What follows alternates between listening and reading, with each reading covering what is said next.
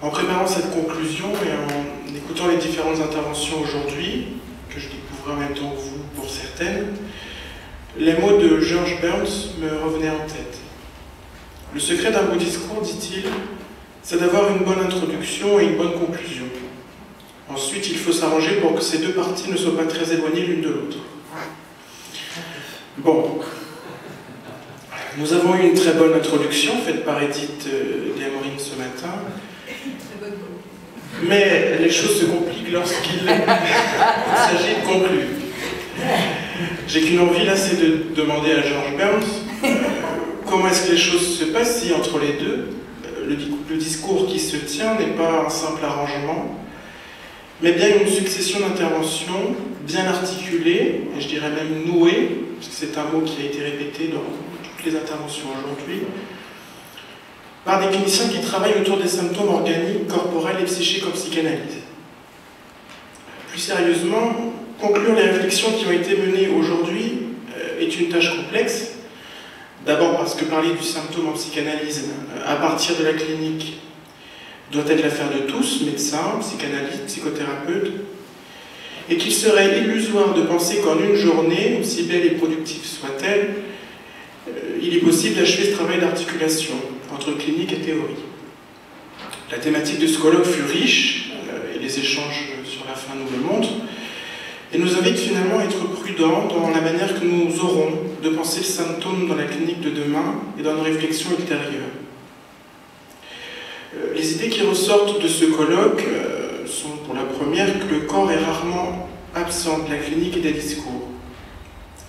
Ensuite, quasiment tous ont parlé de l'expérience psychanalytique, faisant ainsi le lien, je trouve, avec les précédents colloques. Il était question du symptôme comme jouissance. Voilà.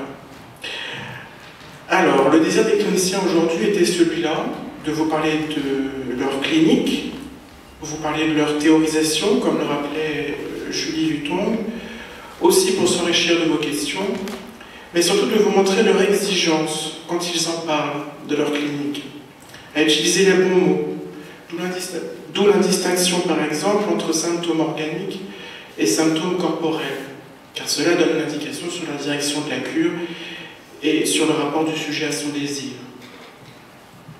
Les intervenants ont produit de bons discours, avec des développements toujours directs et précis, recherchant cette parole bien dite. Car une parole prononcée dans un colloque pourrait être tout aussi importante qu'une intervention clinique. Alors revenons synthétiquement, si vous le voulez bien, sur le déroulement de cette journée. Jean-Baptiste Legouis a d'abord rappelé cette citation de Freud. Le symptôme est ce qu'il y a de plus étranger au moi. Il a développé en quoi il provenait du refoulé et comment il était son représentant. Il a expliqué la place du symptôme dans le fonctionnement psychique et l'évolution de cette conceptualisation de Freud à Lacan. Julien Faugeras a abordé la névrose obsessionnelle depuis Freud, sa symptomatologie, celle de l'homme normal, telle que développée par Freud, puis en décrivant par exemple les effets des classifications nosographiques, a posé la question de ce que nous faisons du symptôme et de sa prise en charge dans la clinique contemporaine, participant peut-être à isoler le symptôme.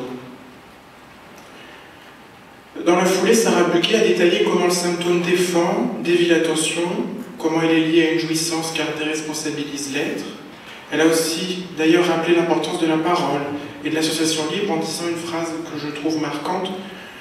C'est du fait que l'être parle qu'il y a un corps et non seulement un organisme. Et elle a annoncé toutes les interventions qui allaient suivre. Elle parlait de la souffrance comme signe d'une vérité que l'être occulte. Julie Lutong a fait, quant à elle, le lien plus précis entre jouissance et symptôme, un symptôme qu'il faut quitter, mais qui fait du bien.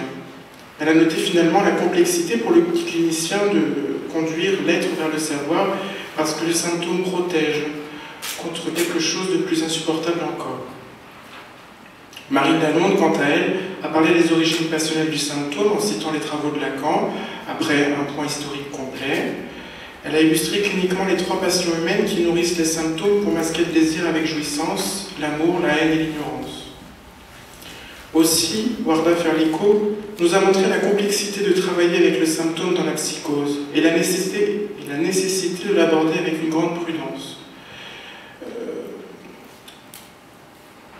Elle a expliqué la distinction entre corporéification et fantasmatisation de l'organisme avec des exemples cliniques et a posé cette hypothèse de la maladie comme formation de l'inconscient.